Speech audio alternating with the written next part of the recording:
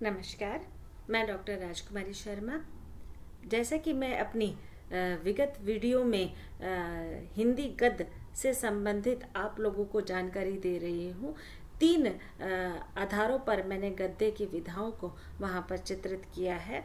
सर्वप्रथम डायरी लेखन, दूसरे वीडियो में मैंने आत्मकथा के बारे में बताया है, तीसरे में मैंने जीवनी बताई है और आज चौथे में मैं आपको संस्मरण किसे कहते हैं, संस्मरण का क्या अर्थ है, संस्मरण का क्या शाब्दिक रूप स्वरूप है, परिभाषा और उसके विशेषताओं के बारे में मैं यहाँ पर आप लोगों से बात करूँगी। संस्मरण जैसे नाम से ही संबोधित होता है, इसमें संस्मरण का अर्थ है बार बार स्मरण करना, यानी कि किसी भी घटना को, किसी भी कल्पना को, किसी भी यथार्थ को, किसी भी मिथ्या को जब हम बार बार सोचकर एक तरह से जीते हुए दिखाई देते हैं, उसका बार बार स्मरण करते हैं, तो वहां पर संस्मरण की विधा का रूप स्वरूप रखते हुए दिखाई देते हैं। संस्मरण से हमारा तात्पर्य महत्वपूर्ण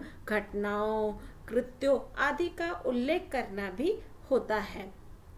संस्मरण बीते पलों को याद करना, घटित घटनाओं का स्मरण करना, यानी कि जो पल बीत गए हैं या जिन घटनाओं का हमने अपने जीवन में यापन किया है और उनसे हम बहुत ज़्यादा प्रभावित हुए हैं या उनसे हमारी जिंदगी ही बदल गई है, उन्हें याद कर करके हम संस्मरण की विधा को भी याद करते हुए दिखाई देते हैं। कहने का अर्थ है संस्मरण में लेखक अपने अतीत की स्मृतियों में से कुछ विशेष अनुभूतियों को अपनी कल्पना, भावना या व्यक्तित्व की विशेषताओं से युक्त करके प्रभावशाली ढंग से लिखता है या अभिव्यक्त करता है, संस्मरण कहलाता है। कहने का अर्थ है कि हम अपने जीवन में बहुत सारी सुखद और दुखद स्थिति परिस्थितियों से गुजरते हुए दिखाई देते हैं और उस सुखद और दुखद स्थितियों में हम अपना जीवन भी यापन करते हुए दिखाई देते हैं। कई सुखद अनुभूतियां हमारे जीवन में उपलब्धि का रूप स्वरूप पाते हुए दिखाई देती हैं, तो कई दुखद घटनाएं हमारे जीवन को आहत व अवसाद के रूप में भी चित्रित करते हुए दिखाई देती है। तो ऐसे सुखद और दुखद पलों को हम अपने जीवन से कई बार नहीं निकाल पाते हैं और उसमें विचलित होते हुए दिखाई देते हैं, विसंगतियों में घिरते हुए दिखाई देते हैं। तो कई बार हम उनका इस रूप में भी चित्रण करते हुए भी दिखाई देते हैं। संस्मरण के कुछ आवश्यक तत्व हैं जिनके द्वारा हम उनके नियमों से अवगत होते हुए दिखाई देते हैं। कहने का तात्पर्य है कि संस्मरण में हम नियमों के आधार पर ही उसकी अभिव्यक्ति कर सकते हैं। पहला है अतीत की स्मृति। अतीत की स्मृति से हमारा तात्पर्य है जो बीत गया है उसके बारे में हम मुख्य रूप से चर्चा करते हुए दिखाई देते हैं, सोचते हुए दिखाई देते हैं और अगर हम लेखन के क्रम में लिखते हैं तो हम पूर्ण रूप से उस संवाद को पुनः याद करते हुए दिखाई देते हैं। संस्मरण अतीत की स्मृतियों पर आधारित होता है। इसमें लेखिका या लेखक अपने जीवन की घटना, पल, क्षण, यात्रा आदि द्वारा स्मृति को सहज रूप से लिखकर अभिव्यक्त करता है, जिसे पढ़कर पाठक स्वयं को उस घटना के समक्ष महसूस करता है। कहने का तात्पर्य है लेखक या लेखिका अपने जीवन से घटित घटनाओं का वहां पर रूप स्वरूप देते हुए नजर आते हैं और पाठक या श्रोता उनके साथ सह संबंध जोड़ते हुए उसको जीते हुए दिखाई देते हैं। दूसरा है इसमें आत्मीयता। आत्मीयता से हमारा तात्पर्य है कि हम किस तरह से समर्पण भाव से आत्मीय रूप से उस व्यक्ति से जुड़े हुए दिखाई देते हैं।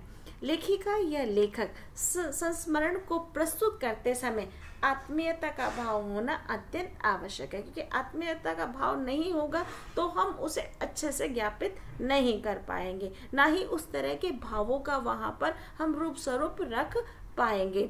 तो इसलिए जरूरी है कि जब तक आत्मीयता का भाव नहीं होगा तब तक हम संस्मरण को प्रभावशाली रूप में प्रस्तुत नहीं कर पाएंगे या नहीं बन पाएगा। तो किसी व्यक्ति विशेष के चरित्र के प्रति विशेष भाव के साथ, महत्वपूर्ण रूपों के साथ, महत्वपूर्ण क्षणों के साथ, पलों के साथ याद कर कर उस पल को लिखा जा सकता है। तीसरा है प्रामाणिकता। प्रामाणिकता से हमारा तात्पर्य है कि जो संस्मरण हम लिख रहे हैं, क्या वो संस्मरण पूर्ण रूप से तथ्य, सत्य की घटनाओं पर आधारित है या नहीं है। संस्मरण में घटनाओं का प्रामाणिक रूप ही प्रस्तुत होना चाहिए। जो जीवन में घट चुका है, संस्मरण में कल्पना का कोई स्थान नहीं होता, क्योंकि कल्पना का समावेश होते ही संस्मरण की विधा का कोई अर्थ नहीं रह जाता।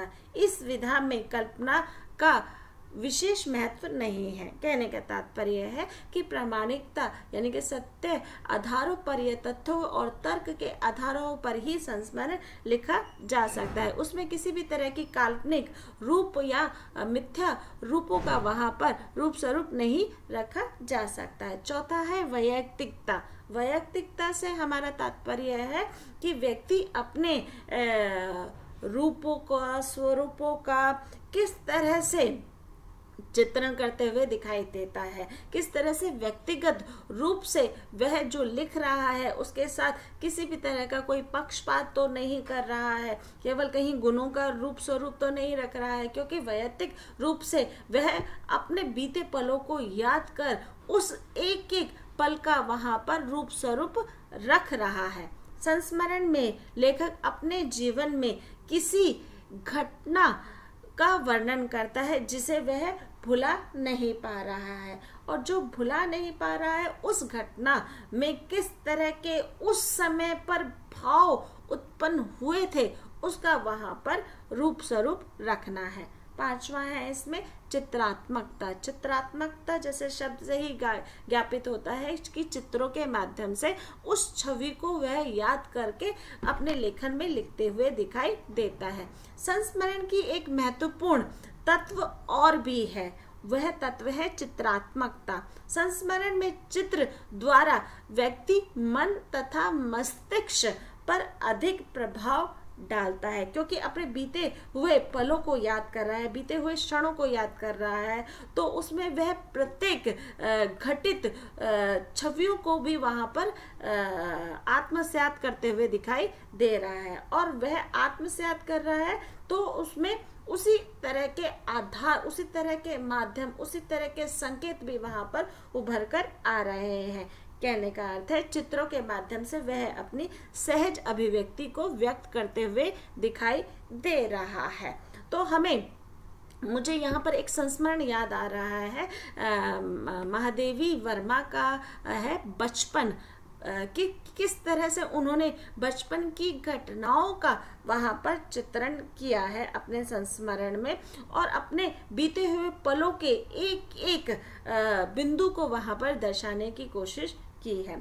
संस्मरण जीवन का आधार है। संस्मरण हम अपनी जिंदगी में कितनी घटनाओं, कितनी विसंगतियों, कितने अवसादों से गुजरते हुए नजर आते हैं या सुखद के पलों से गुजरते हुए नजर आते हैं, तो हम उसका चित्रण नियम के अनुसार कर सकते हैं, क्योंकि हमें अपनी स्मृतियां तो बार बार याद आती ही हैं, है ना। धन्यवाद।